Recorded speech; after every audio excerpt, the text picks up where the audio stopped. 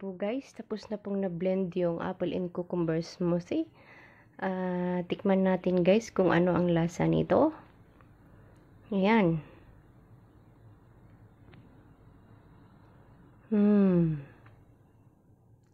Masarap siya guys. Hindi siya masyadong matamis, katamtaman lang. Ito po ang aking breakfast ngayon.